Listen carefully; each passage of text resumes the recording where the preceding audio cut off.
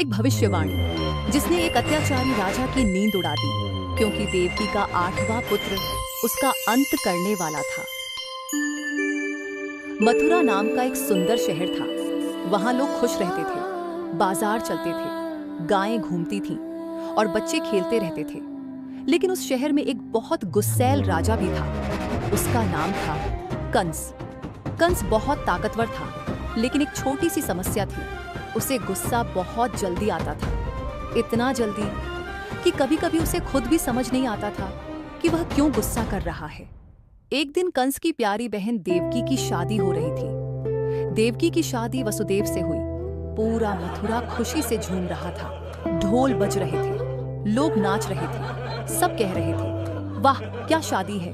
शादी के बाद कंस खुद रथ चला रहा था।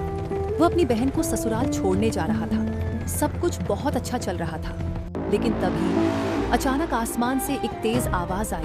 आकाशवाणी बोली, हे कंस, जिस देवकी को तुम इतने प्यार से ले जा रहे हो, उसी का 8वां पुत्र तुम्हारा अंत करेगा। बस ये सुनना था कि कंस का मूड खराब हो गया। वह बोला, क्या मेरा अंत? कंस ने तुरंत तलवार निकाली। वह देवकी की तरफ बढ़ा, लेकिन तभी वसुदेव जल्दी से आगे आए। वसुदेव बोले, रुको कंस, देवकी को मत मारो। हम वादा करते हैं, देवकी के जितने भी बच्चे होंगे हम तुम्हें दे देंगे। कंस ने थोड़ी देर सोचा, फिर बोला, ठीक है, लेकिन तुम दोनों को जेल में रहना होगा।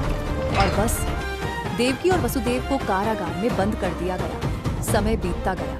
देवकी को पहला बच्चा हुआ, लेकिन कंस ने उस छोटे से बच्चे को भी नहीं छोड़ा। फिर दूसरा बच्चा, फिर तीसरा, फिर चौथा, फिर 5वां और फिर 6ठा। सबके साथ वही हुआ। जेल में बहुत दुख था, लेकिन भगवान की योजना कुछ और ही थी। जब 7वें बच्चे का समय आया, तभी एक चमत्कार हुआ। वह बच्चा देवकी के गर्भ से रोहिणी माता के पास चला गया। वही बच्चा आगे चलकर बना बलराम। अब समय आया देवकी के 8वें बच्चे का। उस रात मौसम भी थोड़ा नाटक कर रहा था। आसमान में काले बादल थे, बिजली चमक रही थी, बारिश भी शुरू हो गई। और उसी रात भगवान श्री कृष्ण का जन्म हुआ। जैसे ही कृष्ण जन्मे, जेल में अचानक तेज प्रकाश फैल गया।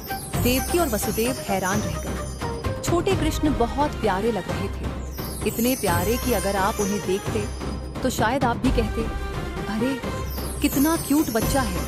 तभी एक दिव्य आवाज आई। भगवान विष्णु बोले, वसुदेव, इस बालक को तुरंत गोकुल ले जाओ। वहां नंद बाबा के घर एक बच्ची जन्मी है। दोनों बच्चों को बदल दो। और फिर एक के बाद एक चमत्कार होने लगे। जेल के सारे ताले अपने आप खुल गए। सैनिक गहरी नींद में सो गए, जैसे किसी ने कहा हो, भाई अभी सो जाओ। वसुदेव ने छोटे कृष्ण को एक टोकरी में रखा और वे बाहर निकल पड़े। लेकिन बाहर तो मूसलाधार बारिश हो रही थी। अब उन्हें यमुना नदी पार करनी थी। नदी का पानी बहुत तेज बह रहा था।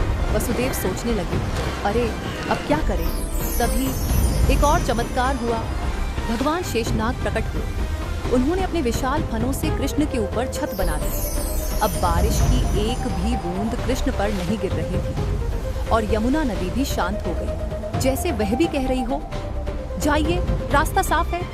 वसुदेव आराम से नदी पार कर गए। वे गोकुल पहुंचे। वहां नंद बाबा और यशोदा मैया के घर एक छोटी बच्ची जन्मी थी। वसुदेव ने कृष्ण को वहां सुला दिया और उस बच्ची को लेकर वापस मथुरा लौट आए। सुबह होते ही कंस को खबर मिली, देवकी का 8वां बच्चा जन्म ले चुका है। कंस तुरंत जेल पहुंचा। उसने बच्ची को उठा लिया और उसे जमीन पर पटकने वाला था, लेकिन तभी वह बच्ची अचानक आकाश में उड़ गई। वह देवी योग माया थी। योग माया बोली, हे कंस, तुझे मारने वाला जन्म ले चुका है और वह अब सुरक्षित जगह पर है। कंस डर गया। वह सोचने लगा, वह बच्चा आखिर है कहाँ। लेकिन उधर गोकुल में छोटे कृष्ण आराम से सो रहे थे। किसी को पता भी नहीं था कि यह छोटा सा बालक आगे चलकर दुनिया को बचाने वाला है। और यहीं से शुरू होती है नटखट कान्हा की मजेदार और अद्भुत लीला।